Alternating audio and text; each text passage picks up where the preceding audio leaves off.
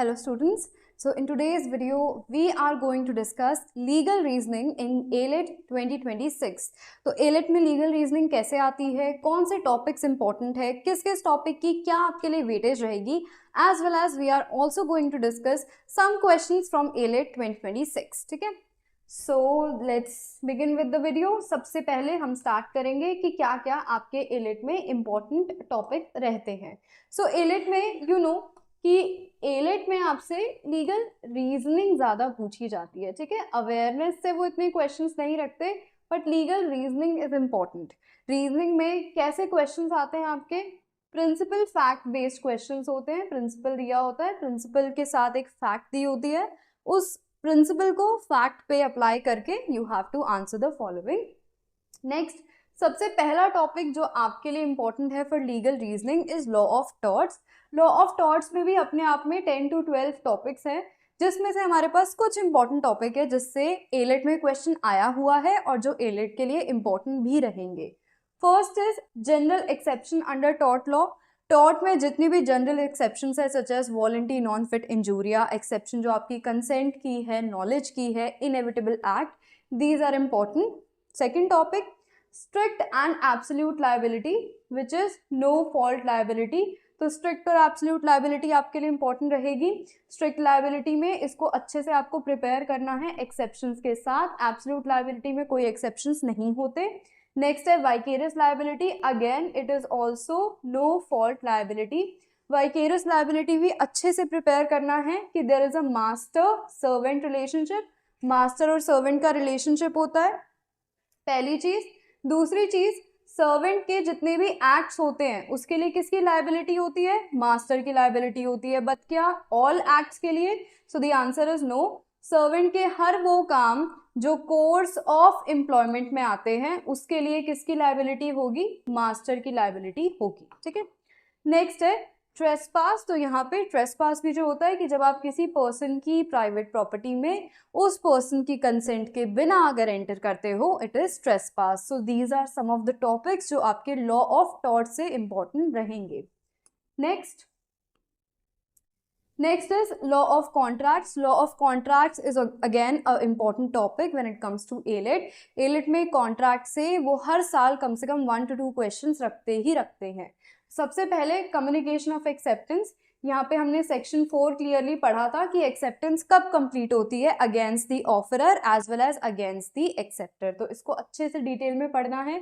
इसी में एक क्वेश्चन आपसे आता है प्लेस ऑफ कॉन्ट्रैक्ट का, कि प्लेस ऑफ कॉन्ट्रैक्ट कौन सी होगी.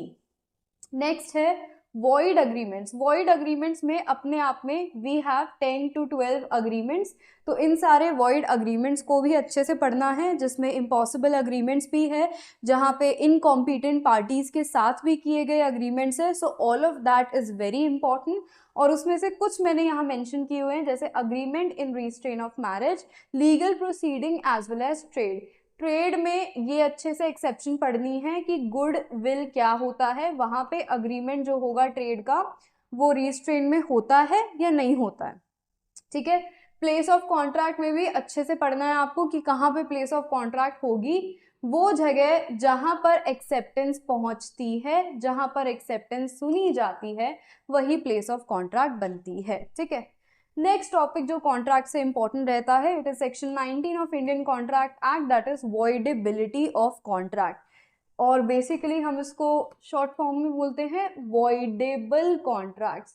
तो वॉइडेबल कॉन्ट्रैक्ट जो सेक्शन 19 में मेंशन है, वो ये कहते हैं कि अगर आपका जो अग्रीमेंट है, अगर आपने जो कॉन्ट्रैक्ट किया है उसमें आपकी consent, coercion, undue influence, misrepresentation या फ्रॉड से दी जाती है, तो ये वाला जो अग्रीमेंट है it is voidable eight the option of the party. Voidable मतलब या तो वो पार्टी उसको वैलिड भी रख सकती है, you can proceed with the contract, या फिर the party whose consent was taken, या जो पार्टी जिसकी कंसेंट ली गई थी and it was not a free consent, तो उस पार्टी के पास ऑप्शन है, at the option of that party वो पार्टी इस कॉन्ट्रैक्ट को लेटर ऑन कैंसिल कर सकती है. तो वो कॉन्ट्रैक्ट जो पार्टी के ऑप्शन पे कैंसिल हो सकता है, it is a voidable contract. कब हो सकता है?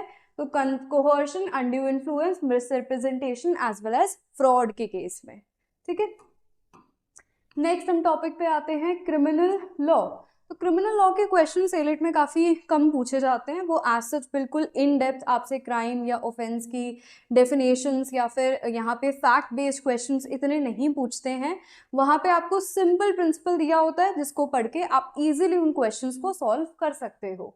तो क्रिमिनल लॉ में बेसिक अंडरस्टैंडिंग आपसे पूछी जाती है, स्टेजेस ऑफ क्राइम पे आपसे क्वेश्चन आता है कि क्राइम के क्या क्या स्टेजेस होते हैं, क्रिमिनल डेफेमेशन पे आपसे क्वेश्चन आ सकता है, as well as general defences. तो जनरल डिफेंसेस अपने आप में काफ़ी बड़ा टॉपिक है अंडर क्रिमिनल लॉ। इसी टॉपिक में आपके काफ़ी सारे डिफेंसेस हैं, जैसे defence of consent, defence of insanity, defence of intoxication, defence of minor. So all of these things ये आपको सारी कवर करनी है जनरल डिफेंसेस में, and this is enough for criminal law for AILET 2026। ठीक है, अब हम एक बार टॉपिक वाइज एनालिसिस भी देख लेते हैं कि क्या टॉपिक से कितने क्वेश्चंस, क्या वेटेज रहती है हर टॉपिक की। तो सबसे पहले अगर पास्ट ईयर पेपर से देखें, सो कॉन्ट्रैक्ट में you are asked 3 to 4 questions, contract के वो अराउंड 3 to 4 क्वेश्चंस आपसे पूछते हैं। देन क्राइम में you have 1 to 2 questions, 1 to 2 questions वो आपके क्रिमिनल लॉ से पूछ सकते हैं। नेक्स्ट जब हम बात करते हैं टॉर्ट्स की, टॉर्ट्स में से भी वो आपसे 2 to 3 क्वेश्चंस पूछ सकते हैं। देखो एलेट में जब हम बात करते हैं, एलेट में जो आपका सेक्शन है लॉजिकल रीजनिंग का, उसी वाले सेक्शन में आपसे लीगल पूछी जा रही है, और लीगल के कितने क्वेश्चंस पूछ रहे हैं, वो बेसिकली 7 to 8 क्वेश्चंस पूछ रहे हैं। ठीक है, 7 to 8 क्वेश्चंस होते हैं, ये वेरी कर सकता है। तो टॉर्ट्स में से कुछ इतने क्वेश्चंस, फिर कुछ कॉन्ट्रैक्ट से पूछ लेते हैं और कुछ क्रिमिनल लॉ से पूछ लेते हैं। टाइम मैनेजमेंट कैसे करना है, तो देखो लॉजिकल के सेक्शन में आपको कितना टाइम देना है, 65 to 70 मिनट्स। 65 to 70 मिनट्स पूरे सेक्शन को सॉल्व करने में आपको लगेगी, लॉजिकल प्लस लीगल। इंडिपेंडेंटली अगर हम लीगल की बात करें तो 1 minute for each question, 7 questions हैं तो 7 मिनट्स, 10 क्वेश्चंस हैं तो 10 मिनट्स। तो 1 ही मिनट लगाना है एक क्वेश्चन को सॉल्व करने में। ऊपर अगर टाइम लग गया तो पेपर सॉल्व करने में टाइम लग जाएगा, क्वेश्चंस छूट जाएंगे। तो कोशिश करो कि 1 से 1.25 मिनट में एक क्वेश्चन को आप लीगल में सॉल्व कर लो। ठीक है, next now let us solve a few questions. हम क्वेश्चन सॉल्व करते हैं एलिट में कि किस टाइप के क्वेश्चंस आते हैं और कैसे हम उनको अप्रोच कर सकते हैं। सबसे पहले क्वेश्चन आया है मिस रिप्रेजेंटेशन में, जो आपका लॉ ऑफ टॉर्ट्स में फ्री कंसेंट के अंडर आता है। मिस रिप्रेजेंटेशन अराइज होती है when a person makes a false statement of the fact which induces the other party to enter into a contract, और उसकी वजह से सामने वाली पार्टी को लॉस हो जाता है। जब कंसेंट जो होती है मिस रिप्रेजेंटेशन से दी जाती है तो ये कॉन्ट्रैक्ट जो होता है ये वॉइडेबल होता है at the option of the party. तो मिस रिप्रेजेंटेशन में पार्टी कोई स्टेटमेंट बोलती है, जेन्युइन बिलीफ से वो स्टेटमेंट ट्रू होगी, बट एक्चुअली वो जो स्टेटमेंट होती है वो फॉल्स होती है, और अगर इसके चलते किसी और ने कॉन्ट्रैक्ट कर दिया तो this will B voidable eight the option of the other party जिसकी कंसेंट मिली थी। फैक्ट देखते हैं, कृतिका की मदर की 58th बर्थडे होता है, तो कृतिका को अपनी मदर के लिए एक पियानो लेना है। वो पियानो स्टोर पे जाती है। She decided to give her mother a piano. She visited Himanshu's piano store for this purpose. Kritika को पियानोज की कोई नॉलेज नहीं होती, hence she relied on Himanshu's opinion. She saw a vintage piano and was immediately drawn to it. Being a shrewd businessman, Himanshu ने सोचा कि ठीक है मैं ये सेल करता हूँ। हिमांशु बोलता है they don't make them like this anymore. It's got a fine tone and it's really cheap at 50,000. कृतिका's purchased the piano and gifted the same to the mother. Kritika को पियानो पसंद आ गया, उसने खरीद लिया, अपनी मदर को गिफ्ट कर दिया। However, when her mother started playing it, she immediately realized that the piano was inferior quality and that the tone was not proper. Kritika and her mother approached Himanshu. तो जैसे ही उनको piano मिला उन्होंने बजा के देखा, उनको लगा कि ये तो इन्फीरियर क्वालिटी का है, हमें ऐसे ही पियानो इतने महंगे में चिपका दिया है, प्लस इसकी टोन भी प्रॉपर नहीं है। क्वेश्चन क्या है, Himanshu refuse to do either, what would be the strongest argument that Himanshu could make. अब यहाँ पे देख लेना, हमें हिमांशु के बिहाफ पे स्ट्रॉन्ग आर्ग्यूमेंट देने हैं, दुकानदार के बिहाफ पे। तो दुकानदार क्या बोलेगा कि मैंने मिस रिप्रेजेंट आपको नहीं किया। तो हिमांशु इज नॉट लायबल वाला देखते हैं। Himanshu is not liable to do either because it is only Kritika's mother's subjective opinion. अब उनके सब्जेक्टिव ओपिनियन को कहीं पे भी प्रिंसिपल में मेंशन नहीं किया हुआ है, हम नहीं जाएंगे. Himanshu is not liable to do either because there is nothing to suggest that Kritika's decision was based purely on Himanshu's statement. हाँ, ये हो सकता है कि यहाँ पे कृतिका का जो वो ओपिनियन है, ऐसा नहीं है कि वो हिमांशु की ही स्टेटमेंट पे बेस्ड था. Himanshu is not liable to do either the piano since Kritika should have done her due diligence. should have been due diligence कहीं पे भी पैसेज में और प्रिंसिपल में मेंशन नहीं है. Next, Himanshu is not liable to do either because he only gave Kritika his opinion and did not make any false statement of the fact. Himanshu ने fraud थोड़ी किया था, उसने जो स्टेटमेंट बोली थी वो अपने जेन्युइन बिलीफ से बोली थी. तो यहाँ पे he did not make any false statement और यहाँ पे हिमांशु लायबल नहीं है क्योंकि उसने कृतिका को बस अपना ओपिनियन दिया था. मानना ना मानना कृतिका पे डिपेंड करता है. So according to that option number D would be the answer. ठीक है, नेक्स्ट पैसेज क्वेश्चन पे चलते हैं. Principle, a person who suffers an injury caused as a result of a risk to which they consented cannot complain of the consequent damage. The defendant must have the capacity to give consent to risk involved, have complete knowledge of the extent. ये क्या कह रहा है कि अगर आपको knowledge है harm की, ठीक है, आपको बहुत अच्छे से पता है, मालूम है कि ये बहुत डेंजरस एक्ट है, उसके बाद भी अगर आप कंसेंट दे रहे हो और फिर आपके साथ अगर कोई इंजरी हो जाती है तो आप किसी भी पर्सन को सू नहीं कर सकते. ठीक है, बशर्ते आपको उस डेंजरस एक्ट की नॉलेज होनी चाहिए और नॉलेज होने के बाद आप उसको कंसेंट दोगे. तो नॉलेज भी है फिर भी कंसेंट दे रहे हो तो उस केस में the other person will not be liable for the injury that has been caused to you. Facts देखते हैं. Q urged his older brother Z to allow him to ride Z's motorbike. Q had recently obtained a motorbike driving license and was eager to ride Z's motorbike. The motorbike had a complex operations which Q did not understand. Q को पता नहीं था उनके बारे में. Z did not bother. Z ने भी उसको समझाया नहीं. Did not bother to explain this to Q and let him ride the bike. Q met with an accident and is suing Z for the injuries caused. Z contends that Q consented. ठीक है, Q consented. Q अपनी मर्जी से bike drive कर रहा था, but क्या Q को नॉलेज थी बाइक के न्यू फंक्शंस के बारे में? नहीं थी. तो अगर आपकी नॉलेज ही नहीं है तो फिर आप अगर कंसेंट करके इंजरी आपको कॉज हो गई तो you can the other party will be liable क्योंकि आपकी नॉलेज वहां पर प्रेजेंट नहीं थी. ये प्रिंसिपल बेसिकली वॉलंटरी नॉन फिट इंजूरिया का है जहाँ पे नॉलेज और कंसेंट दोनों जरूरी है. यहाँ पे नॉलेज एब्सेंट है so the other person will be liable. अब ऑप्शन देख लेते हैं. Q did not consent to the risk. He did not have capacity. नहीं होगा. Q did not consent because his consent was not voluntary. ये भी नहीं होगा. Q consented to the risk. उसने consent.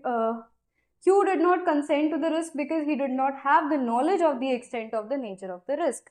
Q को मालूम ही नहीं था कि ये एक्ट कितना डेंजरस है तो यहाँ पे उसकी कंसेंट जो है वो प्रेजेंट नहीं होगी. ठीक है, नेक्स्ट देखते हैं. An employer is liable for the acts of their employee if a tort is committed by the employee in the course of employment. तो ये vicarious liability. To determine whether an act falls within the course of employment, one must look at the work and function that the employee was tasked with and evaluate if there was a close connection between it. ठीक है, तो यहाँ पे vicarious liability में क्या होता है? The servant is liable for the acts of the servant. The master is liable for the act of the servant. और कौन से एक्ट जो with in course of employment में आएंगे. पर्सनल कामों के लिए मास्टर की लायबिलिटी नहीं होगी. Facts. G was employed as a security guard by a restaurant. He was tasked to maintain the security in the restaurant and escorting the guests. Z's shift one night after Z's shift. Z की shift खत्म हो चुकी है, मतलब वो course of employment से बाहर चला गया है. A group of unruly passers-by initiated an altercation with G near the restaurant. Greatly upset by the altercation, G went home and got into an inebriated state. In this state, he negligently caused a fire. G's family member wished to make the restaurant liable. क्या restaurant liable होगा? नहीं होगा क्योंकि वो अपने घर जाके आग लगा रहा है. रेस्टोरेंट की क्या responsibility? So the restaurant is not liable for G's action because the acts were outside the course of employment. तो option number C would be the correct option. Next, there are 4 stages of commission of crime. 4 stages होते हैं crime को commit करने के. तो पहला stage क्या होता है? जब आप मन में इंटेंशन लेके आते हो कि मुझे कोई क्राइम करना है. दूसरा, इंटेंशन के साथ आप तैयारियां करते हो, प्रिपरेशन करते हो। तीसरा, आप अटेम्प्ट करते हो। और चौथा, कमीशन ऑफ क्राइम। तो ये 4 स्टेजेस है, इंटेंशन आना, प्रिपरेशन करना, अटेम्प्ट करने की कोशिश करना और फिर कमीशन हो जाना। In order to be designated as an attempt to commit, the act or series of acts must be sufficiently proximate to accomplish the intended offense. तो अटेम्प्ट में हम आपको तभी पनिश करेंगे जब आप जो अटेम्प्ट करने की कोशिश कर रहे हो वो इतना प्रॉक्सिमेट है कमीशन के, इतना प्रॉक्सिमेट है कि अगर आपका अटेम्प्ट फेल नहीं हुआ होता तो 100% आपने ऑफेंस कर दिया होता। तो जब इतना क्लोज कॉन्टैक्ट होता है अटेम्प्ट और कमीशन के बीच में, so in this case your attempt to commit the offence is also punishable. Options देखते हैं। Sachin brought a matchbox and lit a match near a haystack. He was about to light the haystack on fire and commit the offense of arson. However, before he could do the same, he realized that someone was secretly recording a video of him.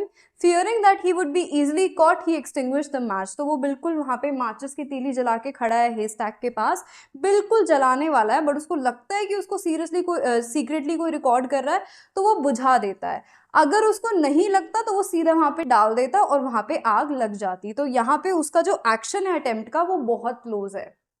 अब देखते हैं option. Sachin is prosecuted for attempt to commit arson. तो उसको prosecute कर रहे हैं attempt to commit arson के लिए।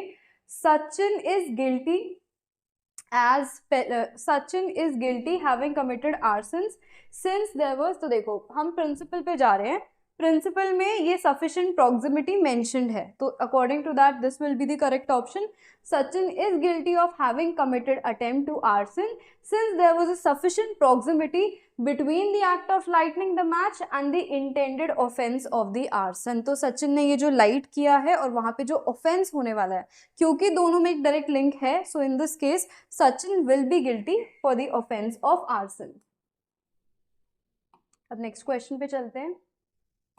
Competence to contract is essential for the agreement to be considered a contract.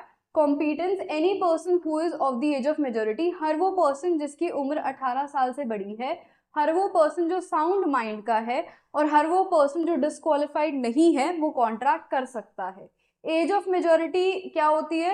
जब आपकी 18 प्लस एज हो जाती है, when you have completed 18 years you are competent to contract. Fact देखते हैं। Z sought to purchase a property belonging to K, a minor, 2 days before K completed 18 years.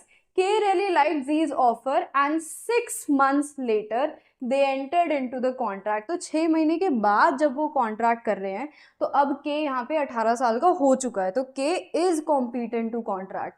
अब option क्या है?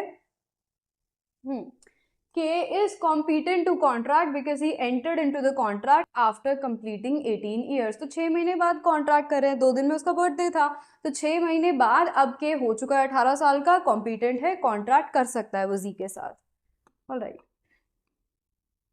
सो I hope these questions were clear to you. I hope इन question से समझ आ गया होगा, एक पैटर्न मिल गया होगा कि एलेट में किस टाइप के क्वेश्चंस आते हैं लीगल से, कौन सा टॉपिक कितना इंपॉर्टेंट है और हम कैसे इसको टाइमली मैनेज करते हुए फटाफट से रिवाइज कर सके। I hope the session was helpful. Thank you.